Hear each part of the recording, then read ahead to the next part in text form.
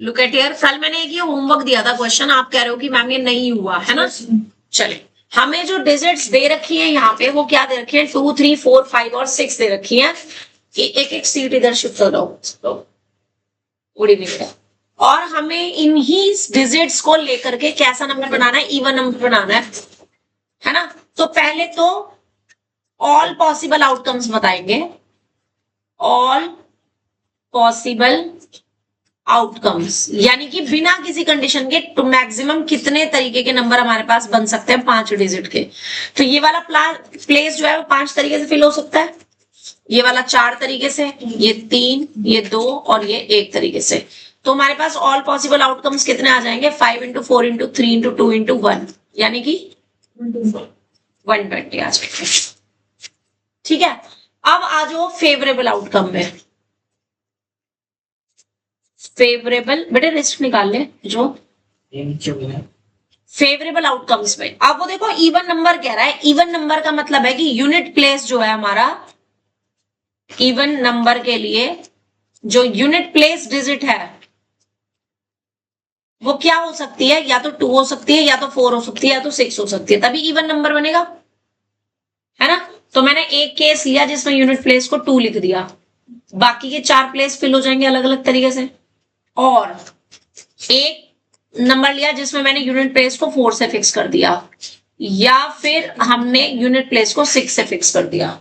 तो अब इसके भी कितने तरीके हुए, 4 इंटू 3 इंटू 2 इंटू 1, इसके भी 4 इंटू 3 इंटू 2 इंटू 1, और इसके भी 4 इंटू 3 इंटू 2 इंटू 1। तो फेवरेबल आउटकम्स कितनी आ जाएंगी,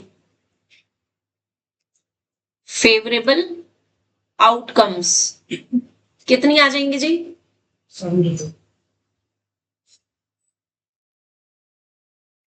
24 plus 24, yes.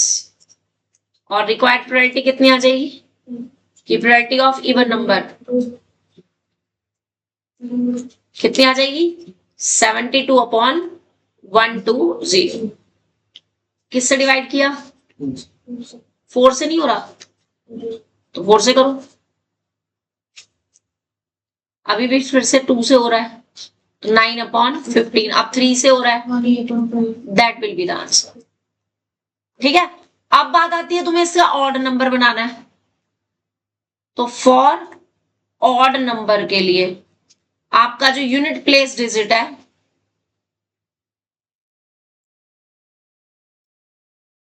Digit can be या तो 1 हो सकती है या तो 3 हो सकती है ना।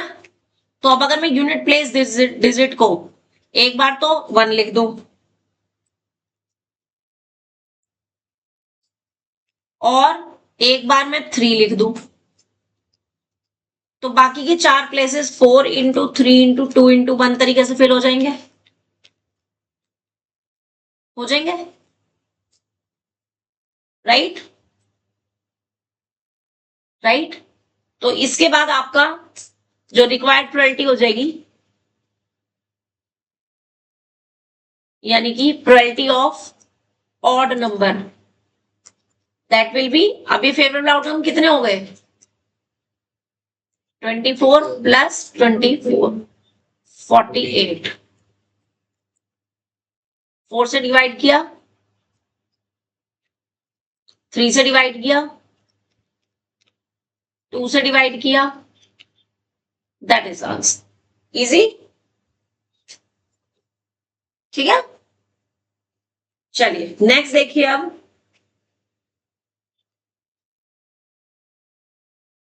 12th का 5th पार्ट रहेगा था अभी, क्वेश्चन नंबर 12 का 5th पार्ट है। A student takes a multiple choice test with 3 questions each having 4 options, question number 1, question number 2 और क्वेश्चन नंबर 3। क्वेश्चन नंबर 1 के भी कितनी चॉइसेस हैं, 4 ऑप्शंस हैं, ए बी सी और डी। 2 के भी ए बी सी और डी, और 3 के भी ए बी सी और डी। 3 क्वेश्चंस है, तीनों के 4-4 एमसीक्यूज हैं, 4-4 ऑप्शंस हैं, ये 3 एमसीक्यूज आपके हैं, ठीक है। with only one correct answer. What is the probability that the student guess and gets exactly 2 answers correct?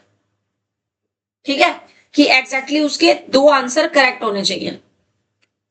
तो आपको प्रोबेबिलिटी निकालनी है एग्जैक्टली 2 करेक्ट आंसर्स, ये आपको फाइंड आउट करनी है। अब जरा मेरी बात ध्यान से समझना जो मैं समझाने जा रही हूं, ठीक है। क्वेश्चन 1 का भी एक ही करेक्ट आंसर है, क्वेश्चन 2 का भी एक ही करेक्ट आंसर है और 3 का भी, और टोटल पॉसिबिलिटीज कितनी है 4। तो जो प्रोबेबिलिटी होगी करेक्ट आंसर की वो 1/4 हो जाएगी, और जो प्रोबेबिलिटी होगी इनकरेक्ट आंसर की वो हो जाएगी 3/4 हर एक केस के लिए, for all the 3 questions, all the 3 questions.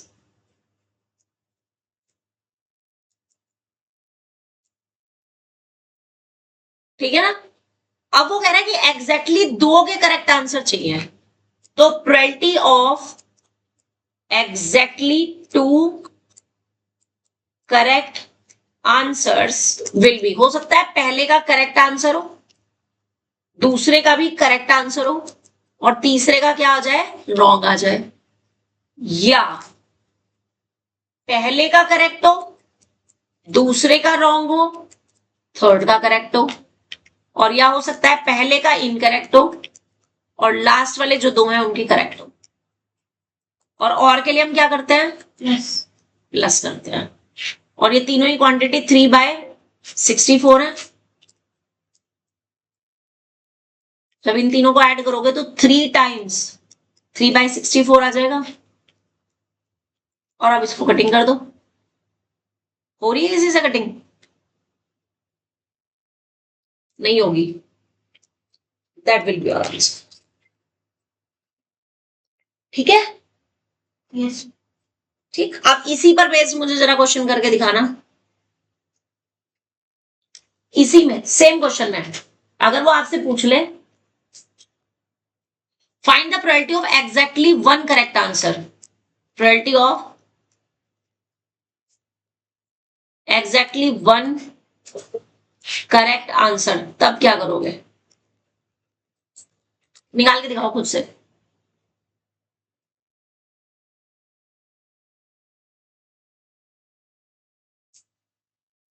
Part 4 में क्वेश्चन 4 में यही है, सेम क्वेश्चन है, सब कुछ सेम है, मैंने एक पार्ट ऐड कर दिया बस इसमें।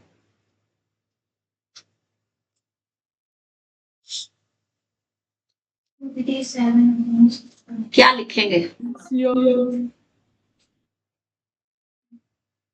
पहले 1/4 into 3/4 into 3/4 और 3/4 into 1/4 into 3/4 और 3/4 into 3/4 into 1/4 और के लिए प्लस पहला क्या बन गया, 9/4 अगला भी, नेक्स्ट भी, यस। आप जब इन तीनों को प्लस करोगे तो 64 तो एलसीएम आ जाएगा, ऊपर आ जाएगा 9 + 9 + 9, 27।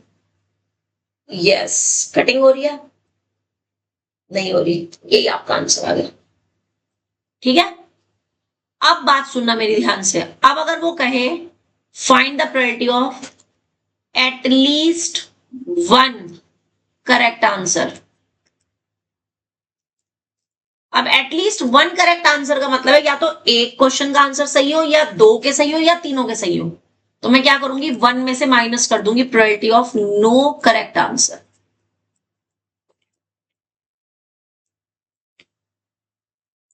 यानी 1 में से तीनों के ही इनकरेक्ट आंसर है, यानी कि इसको मल्टीप्लाई कर देंगे, पहले का भी इनकरेक्ट आंसर प्रोबेबिलिटी 3/4, दूसरे का भी इनकरेक्ट आंसर प्रोबेबिलिटी 3/4, तीसरे का भी इनकरेक्ट आंसर यानी अगेन प्रोबेबिलिटी 3/4। तो कितना आ जाएगा आंसर,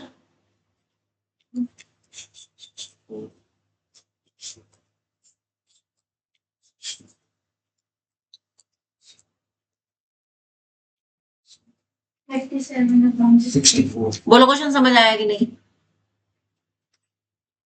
ठीक है, तो ये क्वेश्चन आराम से केस स्टडी में दे सकते हैं वो। यस समझ आ रहा है मेरी बात? और मैं भी दूंगी, क्योंकि जो टेस्ट आपका बनेगा ना इस थर्सडे को। हम जैसे दूसरे चैप्टर होते हैं उनके बराबर भी आता मार्क्स वगैरह ले कम आते नहीं, हाँ। क्वेश्चन नंबर 13 पे आ जाओ। अ box contain 4 balls numbered 1 to 4। 4 balls हैं numbered 1 to 4। Record a sample space using a tree diagram for the following experiment.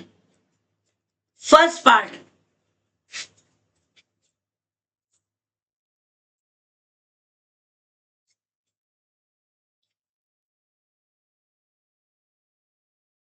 First part में है a ball is drawn and the number is recorded. Ball निकाली, उसका number record किया। Then the ball is returned. Returned मतलब वापस रख दी उसी में ही। And second ball is drawn और उसका भी नंबर इन्होंने रिकॉर्ड किया। इसका ट्री डायग्राम बनाना है, यानी कि फर्स्ट बॉल का नंबर और फिर सेकंड बॉल का नंबर। अब फर्स्ट बॉल पे क्या क्या नंबर आ सकते हैं जी? 1 आ सकता है, थोड़ा सा रुक करके बनाना। 1 आ सकता है, फिर 2 आ सकता है। मैं कह रही हूं थोड़ा रुक करके बनाना, पहले मुझे बनाने दो ताकि स्पेस पता चल जाए। 3 आ सकता है या 4 आ सकता है। अब क्योंकि जो बॉल निकाली वो वापस हमने उसी बैग में रख दी है, तो यानी जो दूसरी बॉल निकलेगी उसके साथ 1 के साथ 4 पॉसिबिलिटीज आ सकती हैं। यानी 1 आए, 2 आए, 3 आए या 4 आए। सेम आ सकती हैं आपके पास किसके लिए? 4 पॉसिबिलिटीज 2 के साथ, और ऐसी फॉर 3 के लिए भी 1 2 3 4 और 4 के लिए भी।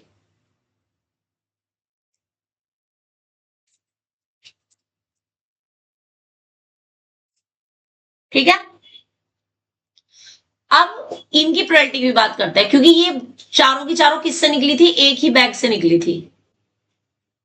ये चारों जो निकली थी आपकी वो एक ही बैग से निकली थी, है ना? तो इन चारों की प्रोबेबिलिटीज कितनी होंगी? 1/4, 1/4, 1/4 और 1/4। और वही सेम चीज यहां रहेगी, रहेगी या नहीं? यस तो इस पर बेस्ड वो क्वेश्चन देखो क्या पूछ सकता है। 1/4, 1/4 और 1/4 प्रोबेबिलिटी निकालनी है। Both the balls bear same number. दोनों बॉल्स पे सेम नंबर हो, यानी कि या तो दोनों बॉल पे 1 और 1 हो, या दोनों बॉल पे 2 और 2 हो, या दोनों बॉल पे 3 और 3 हो, और या दोनों बॉल पे 4 और 4 हो। अब पहले पे भी बनाने की प्रोबेबिलिटी 1/4 इंटू दूसरे पे भी बनाने की प्रोबेबिलिटी 1/4। और के लिए प्लस करते हैं, सेम चीज यहां पर आएगी, आएगी या नहीं? अब इसको सॉल्व करके बता दो कितना आएगा। 1/16 4 बार ऐड हो रहा है।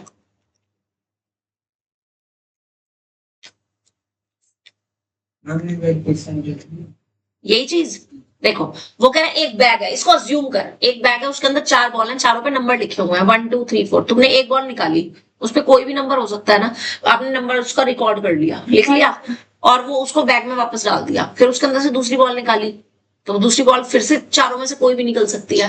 तो ट्री डायग्राम समझ आ गया, इनकी इंडिविजुअल प्रोबेबिलिटी समझ आ गई। अब वो कह रहा है प्रोबेबिलिटी निकालो both the balls bear same number, कि आपने जो 2 बॉल निकाली थी दोनों पे सेम ही नंबर आया। तो हो सकता है दोनों पे 1 आया हो, या हो सकता है दोनों पे 2 आया हो, या 3 आया हो, या 4 आया हो। इसके अलावा तो कोई पॉसिबिलिटी है नहीं, है ना? हाँ जी, कितना आ गया? 4/16 यानी कि 1/4। यही आ रहा है सबका, यही आ रहा है। आप सपोज करो आपसे ये पूछ ले प्रोबेबिलिटी में कि both the balls bear different number, कि दोनों में डिफरेंट नंबर हो। तो अब मैं डिफरेंट नंबर के तो बहुत सारे केस बनेंगे ना, तो वो नहीं बनाऊंगी। मैं क्या लिखूंगी? 1 minus probability of both the balls bear same number, क्योंकि या तो सेम आएगा या तो डिफरेंट आएगा, दो ही पॉसिबिलिटीज है। तो डिफरेंट नंबर की प्रोबेबिलिटीज निकालने के लिए हमने क्या करा, वन में से सेम नंबर आने की प्रोबेबिलिटी को माइनस कर दिया। यस, तो कितना आ जाएगा मेरे पास, 1 माइनस 1/4 जब मैं करूंगी तो 3/4। ठीक है, समझ आ रहा है?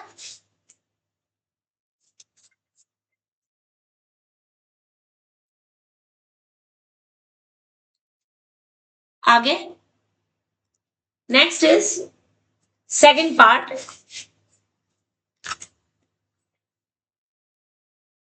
A ball is drawn and recorded without replacing the first ball.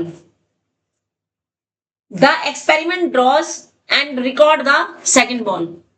ठीक है, अब इसका टी डायग्राम बनाना है कि if फर्स्ट इसमें लिखेंगे if, क्या हो गया, हैंग हो गया ये, if first ball is not replaced। अब वो कह रहा है अगर फर्स्ट बॉल को रिप्लेस नहीं किया तो क्या क्या पॉसिबिलिटी है। हम जरा ध्यान से देखो, आपने जो पहली बॉल निकाली थी वो क्या क्या आ सकती थी बेटे, पहले समझ लो बाद में ड्रॉ करना। 1 आ सकती थी, 2 आ सकती थी, 3 आ सकती थी, 4 आ सकती थी, है ना। अब अगर पहली बॉल 1 आ गई तो उसको तो मैंने साइड रख दिया, अब वो मैंने बैग के अंदर वापस नहीं डाली, तो इसका मतलब 1 निकलने के बाद जो दूसरी बॉल निकलेगी वो या तो 2 नंबर की हो सकती है, या तो 3 की, या तो 4 की हो सकती है। अब यहां पर तो 4 पॉसिबिलिटीज थी, तो प्रोबेबिलिटी कितनी हो गई थी, 1/4। लेकिन अब प्रोबेबिलिटी कितनी रह जाएगी, 1/3 रह जाएगी, क्योंकि 3 ही पॉसिबिलिटी रह गई ना। समझ आ गया। ऐसी अगर 2 वाली बॉल निकली तो अब जो दूसरी बॉल बचेगी वो 2 तो नहीं हो सकती, वो क्या हो सकती है, 1 हो सकती है, 3 हो सकती है, 4 हो सकती है, विद ईच प्रोबेबिलिटी 1/3। ऐसी अगर ये 3 वाली बॉल निकल गई तो अगली जो 3 बॉल निकलेंगी वो क्या क्या हो सकती है, 1 to 4 हो सकती है, विद ईच प्रोबेबिलिटी 1/3। बात समझ आ गई। और ऐसे ही 4 के साथ ड्रॉ द टी डायग्राम।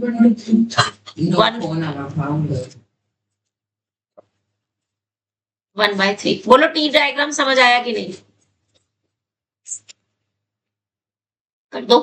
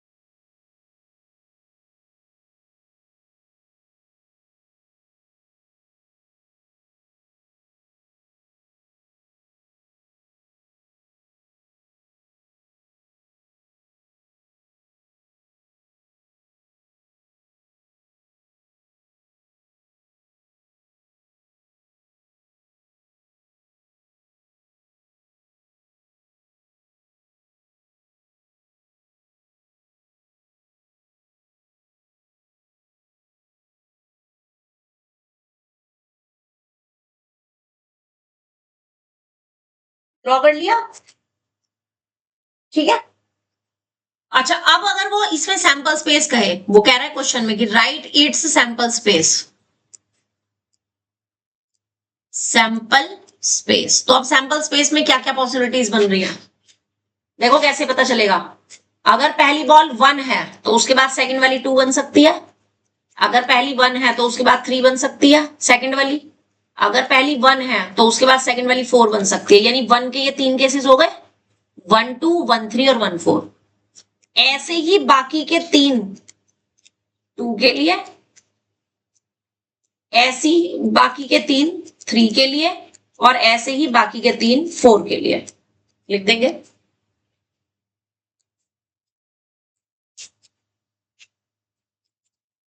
क्या आएगा तुषार बोलो, 2 के साथ 1 है पहले, 2 3 2 4, आगे हाँ 3 2 हाँ 3 4 नेक्स्ट 4 2 हाँ 4 2 हाँ 4 3 4 3। बात समझ आ गई जी? तो टोटल कितना आ गया? अब अगर मैं एक एक्स्ट्रा क्वेश्चन दे दूं, वो कहेगी फाइंड कि first ball bears an even number and second ball bears an odd number, तब क्या करेंगे? वो कह रहा है पहली पे तो इवन नंबर होना चाहिए और दूसरी पे क्या होना चाहिए? ऑड होना चाहिए। यानी कि किस किस की प्रोबेबिलिटी हो सकती है? अब देखो पहली पे इवन क्या है? 2 है या फिर इवन 4 है। अब दूसरे पे ऑड होना चाहिए, यानी कि या तो 2 के साथ 1 होना चाहिए या 2 के साथ 3 होना चाहिए। ऐसे ही 4 के साथ या तो 1 होना चाहिए और या 4 के साथ 3 होना चाहिए। हो गया? पहली पे इवन और दूसरी पे ऑड। यही 4 केस बनेंगे। पहली पे इवन होना चाहिए और दूसरे पे ऑड, तो यही 4 पॉसिबिलिटीज हैं, कुछ और पॉसिबिलिटी तो नहीं है। चलो अब बताओ जरा, आयुष बता इसकी 2/1 की क्या बनेगी प्रोबेबिलिटी? Thank you. 1/4 हाँ into 1/3 बिल्कुल सही। और के लिए प्लस करेंगे, बाकी सबकी भी सेम यही बनेगी। 1/4 इंटू 1/3। सॉल्व करना जरा इसको, क्या आ जाएगा? 1/12 प्लस 1/12 प्लस 1/12 प्लस 1/12, 4/12 आ गया। 1/3, दैट इज आंसर। लगी समझ? ठीक है, नेक्स्ट आ जाओ।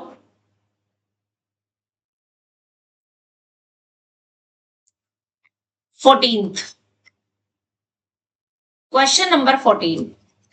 List the elements of a sample space for the simultaneous tossing of a coin and drawing a card from a set of 6 cards numbered from 1 to 6. 13 का card है। 13 का third यही तो है। What are the size of two sample space? लिख तो दिया sample space मैंने। जैसे इसका लिखा है ना फर्स्ट वाली का, ऐसे ही दूसरे वाले में 4 आ जाएंगे। एक और आएगा 1 1 वाला, इसमें 2 2 वाला, इसमें 3 3 और इसमें 4 4 वाला। ठीक है, सैंपल स्पेस में आ जाएगा। तो 14th में list the elements of the sample space simultaneously tossing of a coin. यानी कि एक तो हम कॉइन टॉस कर रहे हैं, tossing a coin and drawing a card. Drawing a card कहां से कहां तक? From 1 to 6। तो अब कॉइन पे क्या क्या चीज हो सकती है? कॉइन पे 2 पॉसिबिलिटीज हैं सिर्फ, या तो हेड्स है या तो टेल्स है। ईच की प्रोबेबिलिटी कितनी हो गई?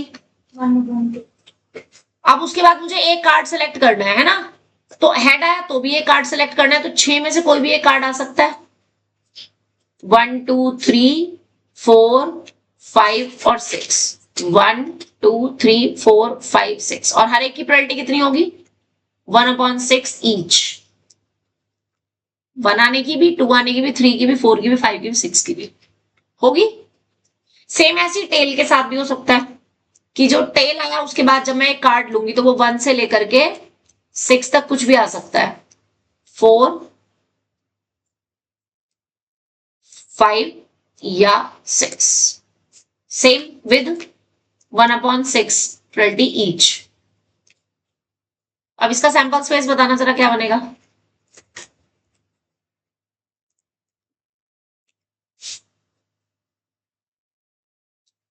इसके पहले ईच 1/6 क्या बनेगा सैंपल स्पेस इसका? भूमिक, सैंपल स्पेस बनाना है, क्या बनेगा? हम्म यस, H1 H2 H3 से लेकर के H6 तक, और सेम ऐसे ही T1 T2 से लेकर के T6 तक। ठीक है, अब अगर वो इससे रिलेटेड ये कह दे कि find the probability that a head along with an odd number card, इसकी प्रोबेबिलिटी निकाल लियो। तो अब क्या क्या पॉसिबिलिटीज हो सकती हैं कि हेड के साथ एक ऑड नंबर चाहिए, तो हो सकता है हेड के साथ 1 आ रहा हो, या हो सकता है हेड के साथ 3 आ रहा हो, या हो सकता है हेड के साथ 5 आ रहा हो। विपिन तुम बताओगे इसकी प्रोबेबिलिटी कितनी होगी कि पहले एक हेड आए और उसके साथ 1 आए?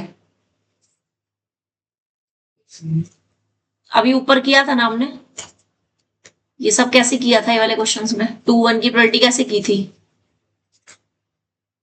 कैसे किया था हमने? इनको मल्टीप्लाई करके किया था ना 1/4 इंटू 1/3। तो ऐसे बताओ कि हेड आए और फिर उसके बाद 1 आए, इसकी प्रोबेबिलिटी कितनी होगी?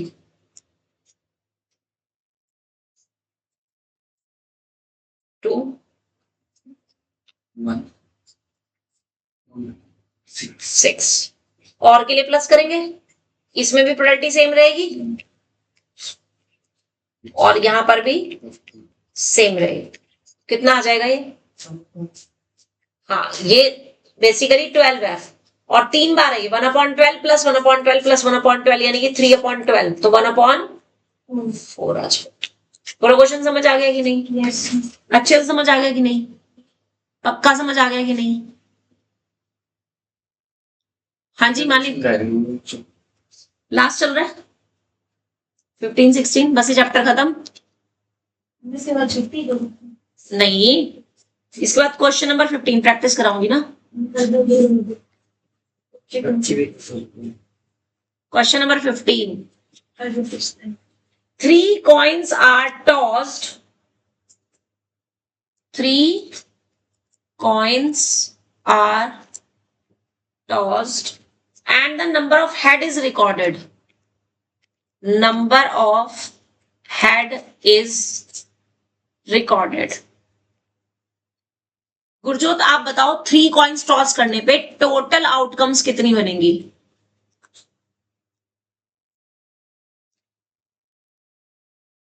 एक कॉइन में कितनी आउटकम होती हैं? 2 3 और 3 बार हम कॉइन को टॉस कर रहे हैं या 3 कॉइन को टॉस कर रहे हैं, तो कितनी आउटकम बनेगी? 2 इंटू 2 यानी कितनी आ जाएंगी? 8 आउटकम्स आ जाएंगी। बात समझ आ गई? ठीक है। अब वो कह रहा है 3 बार इसमें हेड उन्होंने रिकॉर्ड करे, तो जब मैं 3 कॉइन को टॉस करूंगी तो मैक्सिमम नंबर ऑफ हेड्स कितने आ सकते हैं? 3 बार तो कॉइन टॉस कर रही हूं, 3 तो कॉइन है, 4 कैसे आ सकते हैं? 3 आ सकते हैं, या तो 2 बार आ सकते हैं, या तो 1 बार आ सकता है, या तो 1 बार भी नहीं आ सकता। यही हो सकता है। ठीक है। Which of the following list is a sample space for the experiment? Why do the other list fail to qualify the sample space? इन्होंने 4 सैंपल स्पेस दे रखे हैं, तो कौन सा सैंपल स्पेस बना आपका? हाँ जी, सैंपल स्पेस क्या बनेगा? कौन कौन सी आउटकम्स है? 3 है, 2 है, 1 है और 0 है। कौन सा सैंपल स्पेस बनेगा? 4 ऑप्शन दे रखे हैं इन्होंने। नेक्स्ट पेज पे देखो, 1 2 3, 0 1 2, 0 1 2 3 4 या 0 1 2 3। कौन सा ऑप्शन आ गया? 4th ऑप्शन आ रखा है। अंडरस्टैंड? तो ये आपका एक बेसिकली 1 मार्क का एमसीक्यू है और आराम से पेपर में एज इट इज दे सकते हैं वो। इस बार तो तुम लोगों को इतना फायदा है क्योंकि मोस्टली टीचर्स पेपर सिर्फ गणित मंजरी से ही बना रहे हैं क्योंकि बुक नहीं है।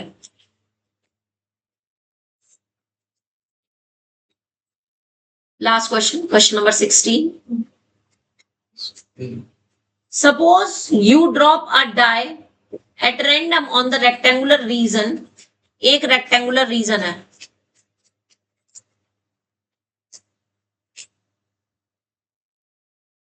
अब वो कह रहा है इसमें इसकी रेक्टेंगल की डायमेंशन दे रखी है 3 सेंटीमीटर और 3 मीटर और 2 मीटर। ठीक है, और इसके अंदर ना एक सर्कल है, इस सर्कल की जो डायमीटर दे रखी है ना, ये आपको दे रखी है 1 मीटर। तो रेक्टेंगल की डायमेंशंस दे रखी है लेंथ और ब्रेड्थ 3 मीटर एंड 2 मीटर, और सर्कल की डायमीटर आपको दे रखी है 1 मीटर। तो रेडियस कितनी हो जाएगी? 1/2 मीटर। बात समझ आई? अब वो कह रहा है कि a drop of a die at random on it. अब वो ड्रॉप देखो कहां पे भी गिर सकती है, वो ड्रॉप इस रेक्टेंगल के पार्ट में भी गिर सकती है और वो सर्कल के पार्ट में भी गिर सकती है। तो मैक्सिमम पॉसिबिलिटी क्या है कि ड्रॉप कहां गिरेगी? रेक्टेंगल पे। मिनिमम पॉसिबिलिटी क्या है कि वो ड्रॉप कहां गिरेगी? सर्कल में, है ना? तो प्रोबेबिलिटी पूछ रहा है find the probability that it will land inside the circle. तो आपको प्रोबेबिलिटी निकालनी है कि drop will land inside the circle. तो इस कंडीशन में हम क्या करेंगे? जो फेवरेबल आउटकम होगी that will be the area of circle, और जो टोटल आउटकम होगी that will be area of rectangle. अब एरिया ऑफ सर्कल का फॉर्मूला क्या होता है? πr², और एरिया ऑफ रेक्टेंगल का l इंटू बी। वैल्यू रखो, पाई की जगह 22/7, रेडियस थी 1/2 और उसका स्क्वायर है तो 2 बार लेंगे, लेंथ थी 3 और विड्थ थी 2। जरा इसको सॉल्व करके बताओ कितना आंसर आएगा। 2 से ये कट जाएगा 11 टाइम्स, और बाकी बताओ कितना आएगा।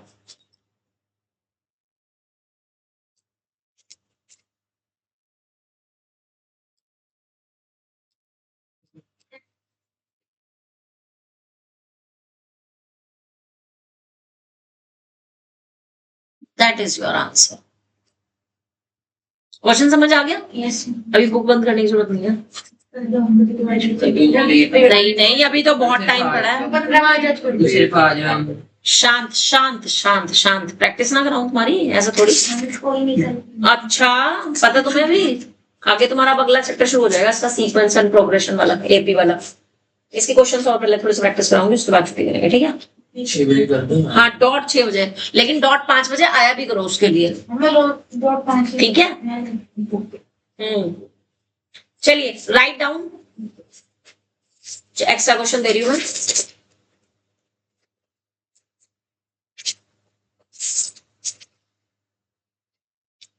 There are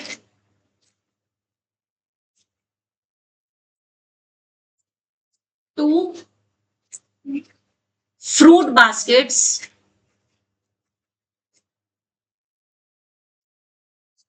A and B.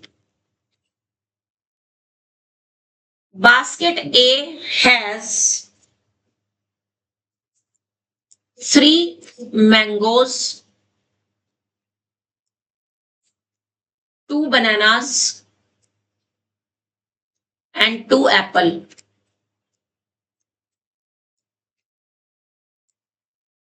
Basket B has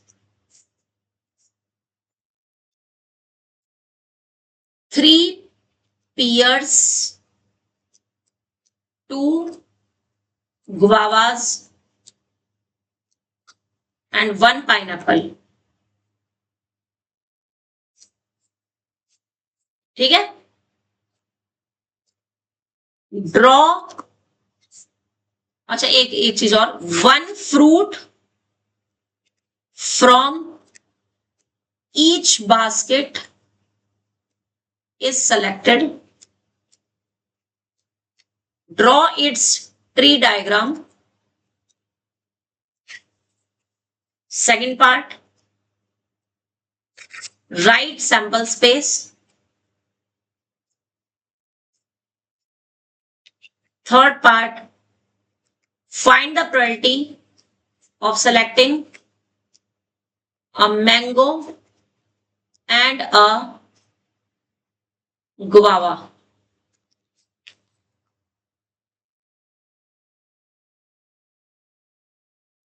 करके दिखाओ। और जो बच्चे ऑनलाइन पढ़ रहे हैं वो करके इसकी पिक भेजो।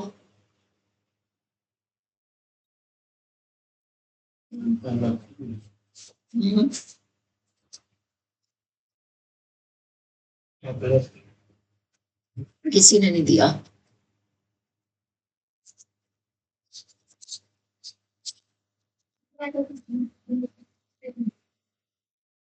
कोई नहीं कर रहा।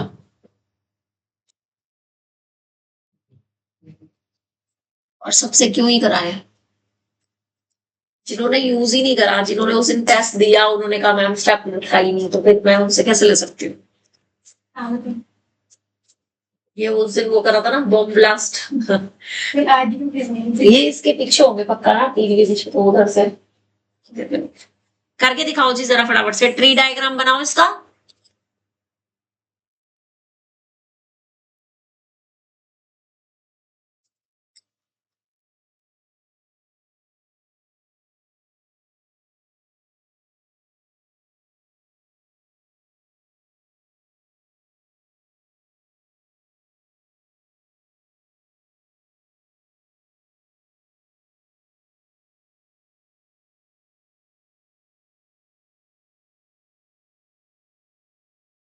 आगे चेक कराओ फटाफट।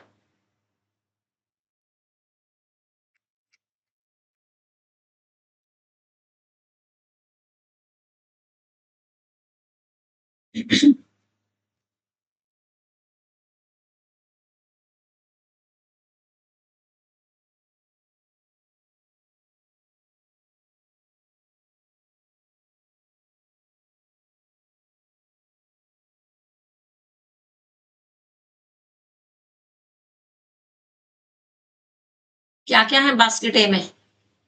मैंगो, मैंगो कितने? बनाना, एप्पल। और बास्केट बी में अब मैंगो के साथ भी बास्केट बी का कोई भी एक फ्रूट निकल सकता है, बनाना के साथ भी और एप्पल के साथ भी। क्या क्या है इसमें इसमें बास्केट बी में? पियर, गुआवा, पाइनएप्पल। इसमें भी पियर, गुआवा, पाइनएप्पल।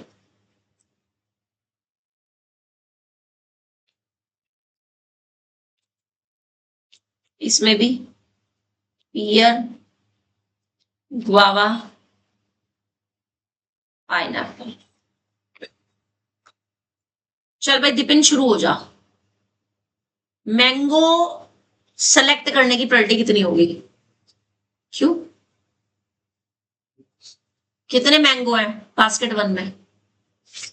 ये ए बास्केट है, ये बी बास्केट है, इसमें मैंगो कितने हैं? कितने मैंगोज हैं? क्वेश्चन पढ़ना, तूने लिखा तो है। मैंगो कितने हैं इसमें?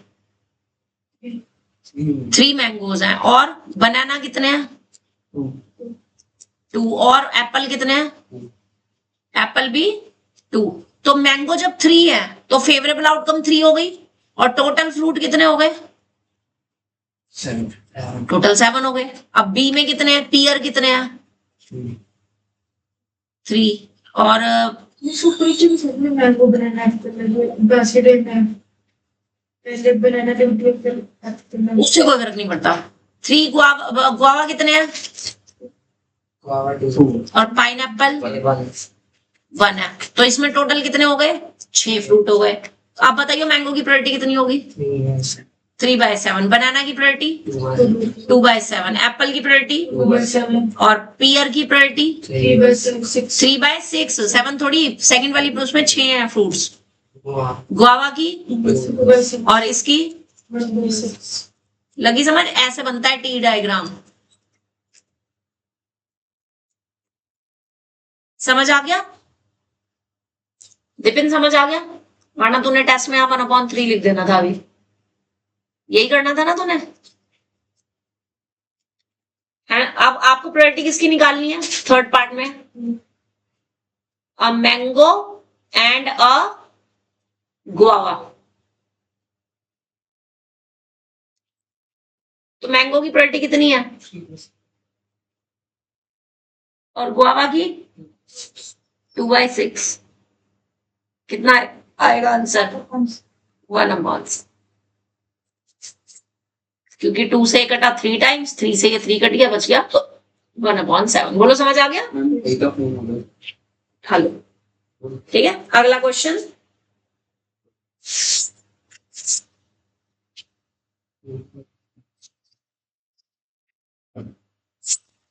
नेक्स्ट मुझे करके दिखाएंगे।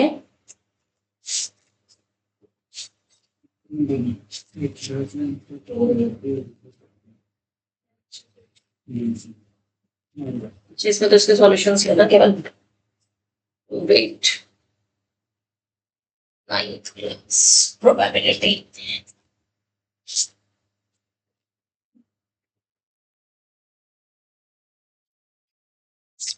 नेक्स्ट करके दिखाओ जी मेरे को क्वेश्चन आप लोग। 15 लिखिए जी। A bag contains, next question लिखो। A bag contains 3 red balls, 5 white balls and 7 black balls।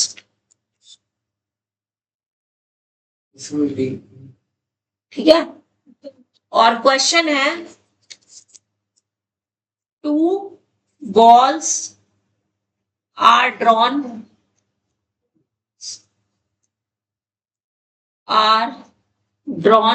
first part 1 by 1 without replacement,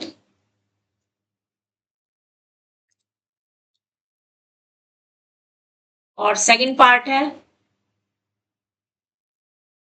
eight random, एक साथ।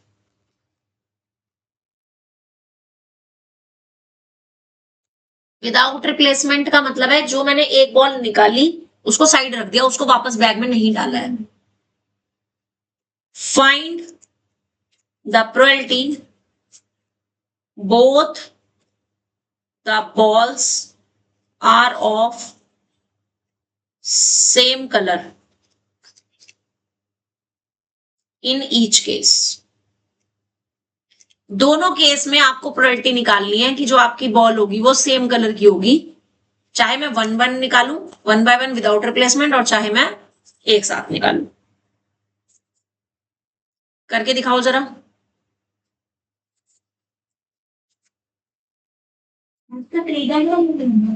ना,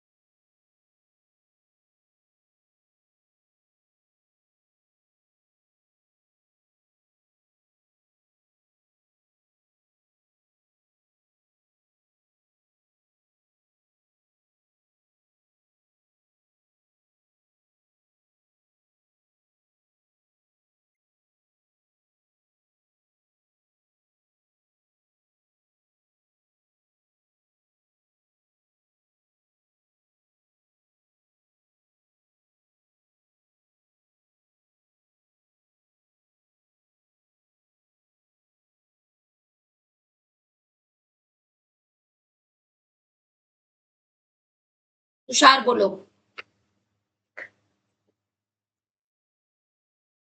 फर्स्ट पार्ट में हाँ, both are of same colour is equals to में क्या लिखा है? और प्रोबेबिलिटी ऑफ आर आर और डब्ल्यू डब्ल्यू और बी बी। हाँ, अब क्या लिखा? और RW आर डब्ल्यू क्यों? इनकी प्रोबेबिलिटी निकालनी है ना, 1 by 1 निकाल लो विदाउट रिप्लेसमेंट। टोटल बॉल्स कितने हैं? 3/50 टोटल बॉल्स है मेरे पास 3 + 5 + 7 यानी कि 15 है। तो टोटल आउटकम्स तो 15 हो गई। अब उसमें से आर रेड कलर की 3 बॉल्स हैं तो 3/15 हो जाएगी। एंड अब जब दूसरी बॉल निकालूंगी तो मैं टोटल बॉल भी कम हो गई और उनमें से एक रेड बॉल भी कम हो गई है। तो कितनी रह गई अब 2/14। इसका कितना होगा 5/15 4/14 और 7/15 हाँ 6/14 बिल्कुल सही। और के लिए क्या करेंगे प्लस कर देंगे। फटाफट से सिंपलीफाई करके आंसर बताओ मुझे। अच्छी तरह प्लस का साइन लगा दें। हाँ बिल्कुल लगा सकते हो यहीं पे ना। हाँ लगा सकते हो। अब सबका एलसीएम तो 15/14 आ जाएगा तो वो तो एज इट इज लिख देना। 15 × 14 पहले ही लिख देना। मैंने बताया था ना इस टाइप के क्वेश्चन में कटिंग नहीं करनी क्योंकि एलसीएम लेना आसान हो जाएगा। ऊपर यहाँ पे क्या आ गया 3 2 6 5 4 20 और 7 6 42। सॉल्व करके आंसर बता दो।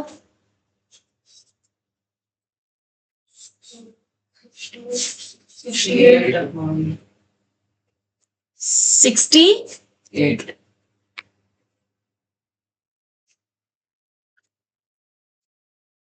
यस 15 × 14। अब इसको मल्टीप्लाई डिवाइड कर वो हो रहा है कटिंग हो रही है। नहीं मल्टीप्लाई करके तब लिखेंगे ना पहले कटिंग करेंगे। मल्टीप्लाई बाद में करना लास्ट का काम है। मल्टीप्लाई मल्टीप्लाई तो पहले जीवन में कभी करना ही नहीं है कभी नहीं करना क्योंकि मल्टीप्लाई से हमेशा नंबर बड़ा हो जाता है। बॉडमास रूल भी कहता है पहले डिवाइड करो।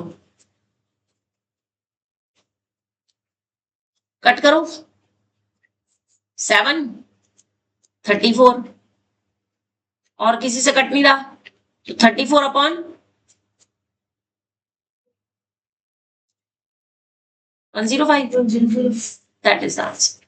अब सेकंड पार्ट का आंसर बता दो।